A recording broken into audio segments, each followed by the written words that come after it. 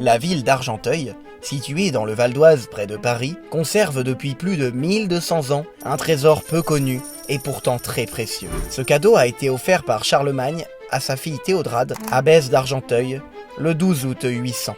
C'est un présent peu commun, un vêtement ancien, modeste d'apparence. Sa valeur provient en fait de la personne qui l'a porté, car ce n'est autre que la tunique portée par Jésus lors de sa passion. En 1995, un comité œcuménique et scientifique de la Sainte Tunique d'Argenteuil est créé afin de faire des analyses. La tunique est de laine très fine et tissée sans couture. Or, Saint Jean avait précisé dans son évangile que les soldats romains prirent aussi la tunique. C'était une tunique sans couture, tissée tout d'une pièce de haut en bas.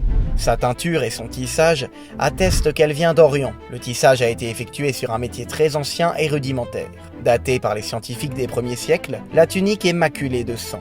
Elle peut donc correspondre à la tunique ôtée à Jésus pour la flagellation, remise pour le portement de croix, s'imbibant du sang des blessures ouvertes causées par les coups de fouet, puis enlevée de nouveau lors de la crucifixion.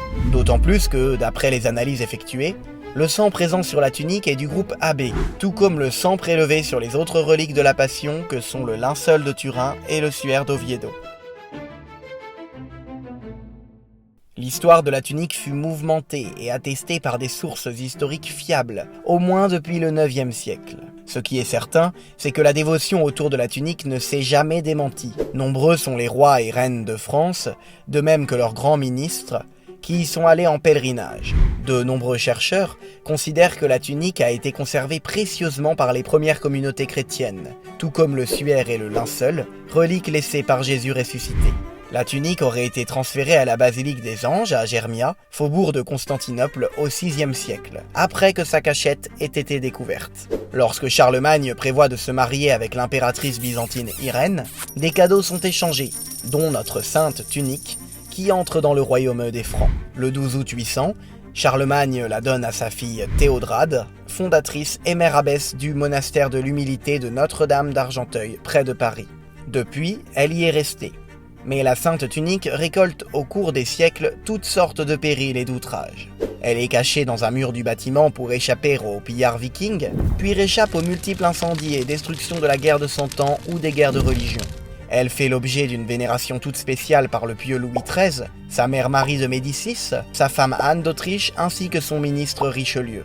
C'est la Révolution qui lui vaudra le plus d'outrages. Le 18 novembre 1793, face à la menace de la confiscation des biens de l'Église sous la Convention, le curé d'Argenteuil la découpe en plusieurs morceaux, dont certains sont confiés à des paroissiens. Il enterre de son côté 4 morceaux dans son jardin. En 1795, il ressort la tunique et fait recoudre de son mieux 20 pièces différentes sur une étoffe de satin, afin de la reproduire approximativement. Au XIXe siècle, on construit la basilique actuelle et la tunique est déposée dans une riche châsse que l'on trouve aujourd'hui à droite du chœur. La dévotion autour de la tunique est forte. Les ostensions reprennent au rythme d'une tous les 50 ans et Léon XIII érige le lieu en basilique mineure. Une ostension solennelle attire les foules en 1934, mais en 1983, un an avant l'ostension prévue, la tunique est volée dans des circonstances mystérieuses, puis rendue 2 mois plus tard, dans des circonstances encore plus mystérieuses. Au début de notre siècle, une confrérie de la Sainte Robe est constituée, et une ostension organisée en 2016 par le recteur actuel. Devant le succès inattendu, presque 200 000 personnes défilent pour la contempler et la vénérer, il prévoit une nouvelle ostension en 2025. C'est l'occasion de voir une trace matérielle que Jésus nous a laissée pour nous souvenir de sa passion, et ainsi de son amour pour nous jusqu'au bout.